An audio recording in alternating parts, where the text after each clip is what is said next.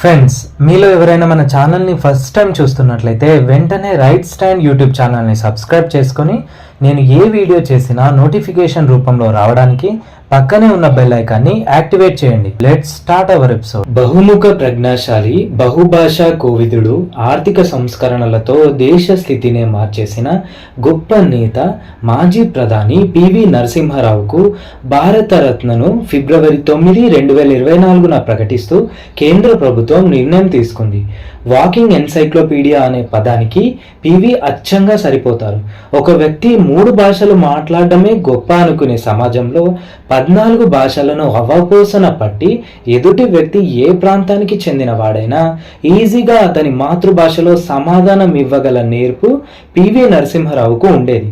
జర్నలిస్టుగా పనిచేసిన పివి రాజకీయాల్లోకి ఎలా ప్రవేశించారు, తర్వాత ఒక్కో మెట్టు ఎక్కుతూ ఎమ్మెల్యేగా, మంత్రిగా, ముఖ్యమంత్రిగా, కేంద్ర మంత్రిగా, ప్రధానమంత్రి స్థాయి వరకు ఎలా ఎదిగారు, ఆయన ఆర్థిక సంస్కరణలు దేశాన్ని ఎలా గట్టెక్కించాయి, ఆయన కోసం ఎన్టీఆర్ చేసిన త్యాగం ఏంటి, ఇలాంటి వివరాలు ఈ వీడియోలో తెలుసుకుందాం. వీడియో చాలా ఇంట్రెస్టింగ్గా ఉంటుంది, స్కిప్ చేయకుండా చివరి వరకు చూడండి.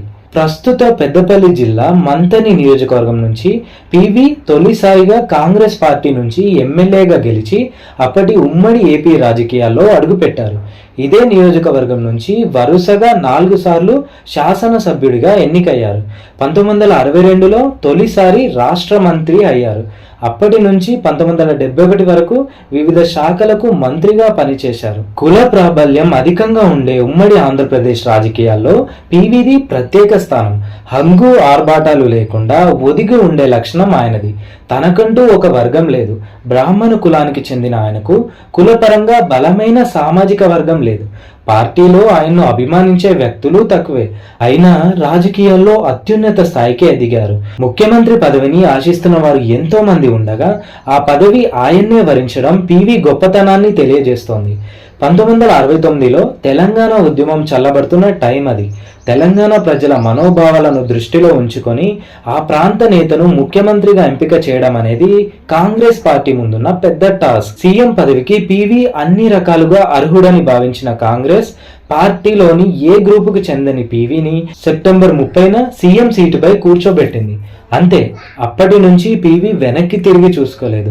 సీఎంగా రాష్ట్ర అభివృద్ధికి చాలా కష్టపడ్డాడు.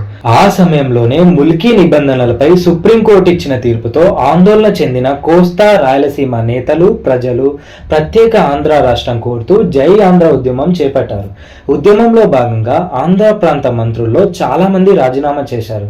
రాజీనామా చేసిన మంత్రుల స్థానంలో కొత్త మంత్రులతో పివి మంత్రివర్గ పునర్వ్యవస్థీకరణ చేశారు.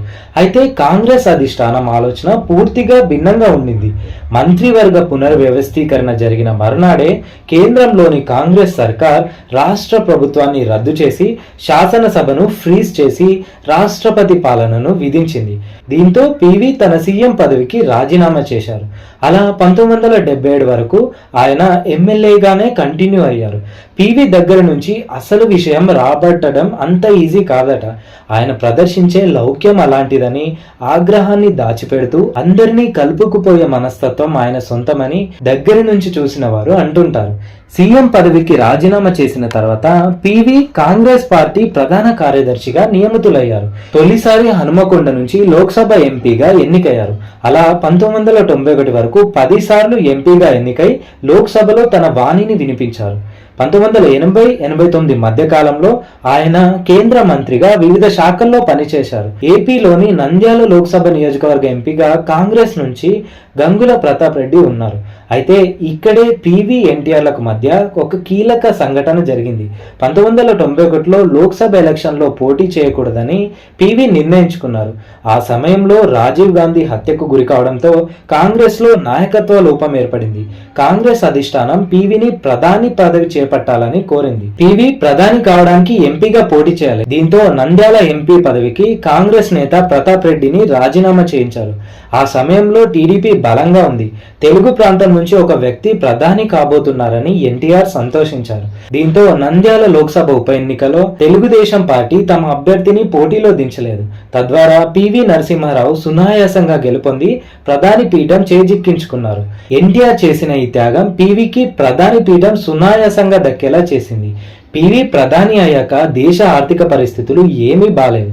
పివి అప్పటికే సీఎంగా కేంద్ర మంత్రిగా పనిచేసిన అనుభవంతో ఆర్థిక రంగంలో ఎన్నో సంస్కరణలు తీసుకొచ్చి దేశ ఆర్థిక ముఖ చిత్రాన్ని మార్చేశారు. నెహ్రూ, గాంధీ కుటుంబాల తర్వాత కాంగ్రెస్లో 5 సంవత్సరాలు ప్రధానిగా బాధ్యతలు నిర్వహించిన బయటి వ్యక్తి పివినే కావడం మరో విశేషం. అందుకే ఆయన్ని అపర చాణక్యుడు అని పిలుస్తారు. 14 భాషల్లో మాట్లాడే ఆయన్ని బహుభాషా కోవిదుడు అని పిలుచుకుంటారు. 1983లో అలీన దేశాల శిఖరాగ్ర సమావేశంలో స్పానిష్లో మాట్లాడి క్యూబా అధ్యక్షుడు ఫిడెల్ క్యాస్ట్రోను మెస్మరైజ్ చేశారు పివి ప్రధానిగా ఉన్న కాలంలో భారత రాజకీయ, ఆర్థిక, సామాజిక వ్యవస్థలు ఎన్నో మలుపులు తిరిగాయి. ఎన్నో అవినీతి ఆరోపణలు ప్రభుత్వాన్ని, పివిని చుట్టుముట్టాయి. దివాలా తీసే స్థాయికి చేరుకున్న ఆర్థిక వ్యవస్థకు పునరుజ్జీవం కల్పించేందుకు సంస్కరణలకు బీజం వేశారు పివి నరసింహారావు. ఆయన క్యాబినెట్ లో పనిచేస్తున్న ఆర్థిక మంత్రి మన్మోహన్ సింగ్ కు స్వేచ్ఛనిచ్చి ఎకనామిక్ రిఫార్మ్స్ తీసుకొచ్చారు.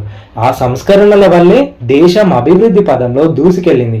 అందుకే పివిని ఆర్థిక సంస్కరణల పితామహుడిగా చెబుతుంటారు. పంజాబ్ లో పెరిగిన తీవ్రవాదాన్ని సక్సెస్ఫుల్ గా అణిచివేసిన ఘనత పివికే దక్కింది. కశ్మీర్ తీవ్రవాదులు కొందరు విఐపీలను అపహరించినప్పుడు వారి డిమాండ్లకు లొంగకుండా విడిపించిన ఘనత కూడా పివిదే. 1998లో వాజ్పేయి ప్రభుత్వం జరిపిన అణు పరీక్షలను మొదలుపెట్టింది పివి ప్రభుత్వమే. పివి రాజకీయ జీవితం పూల పాన్పులా ఏమీ సాగలేదు. ఆయన అధికారంలో ఉన్నప్పుడే బాబ్రీ మసీదు కూల్చేశారు. ఈ ఘటన మత ఘర్షణలకు దారితీసింది. 5 ఏళ్ల పదవీ కాలంలో అనేక అవినీతి ఆరోపణలను పివి ఎదుర్కొన్నారు. పదవి నుంచి దిగిపోయాక కూడా వాటిపై జరిగిన విచారణలు ఆయన చివరి రోజుల్లో కూడా వెంటాడాయి. ఆయనపై సొంత పార్టీ నేతలే కక్ష కట్టి కేసులు పెట్టారని కొందరు అంటుంటారు. చివరికి ఏ ఒక్క ఆరోపణ కూడా నిజం కాదని న్యాయస్థానాలు తీర్పునిచ్చాయి. ఈ ఒక్క విషయం ఆయన తన పదవిలో ఎంత నిబద్ధతతో వ్యవహరించారనే దానికి నిదర్శనంగా నిలుస్తోంది. అధికారాన్ని పర్సనల్ గా ఉపయోగించుకునే వారు చాలా మంది ఉంటారు, కానీ పివి అందుకు పూర్తి విరుద్ధం. తన పిల్లలను కూడా ప్రధానమంత్రి కార్యాలయానికి దూరంగా ఉంచేవారట. అధికారాన్ని వ్యక్తిగత అవసరాలకు వాడుకోని వ్యక్తి చివరి దశలో కోర్టుల చుట్టూ తిరగడానికి ఆస్తులు కూడా అమ్ముకోవాల్సి వచ్చిందట. ఇలా దేశానికి ఎన్నో సేవలు అందించిన పివి నరసింహారావుకు భారతరత్న రావడం మనందరికీ గర్వకారణం. That's all for this video. ఈ వీడియో మీకు ఎలా అనిపించిందో కామెంట్ చేయండి. నచ్చితే లైక్ చేసి షేర్ చేయండి. ఇలాంటి ఇంట్రెస్టింగ్ అండ్ ఇన్ఫర్మేటివ్ వీడియోస్ కోసం వెంటనే మన ఛానల్ని సబ్స్క్రైబ్ చేసి పక్కనే ఉన్న బెల్ ఐకాన్ని యాక్టివేట్ చేయండి. Thank you.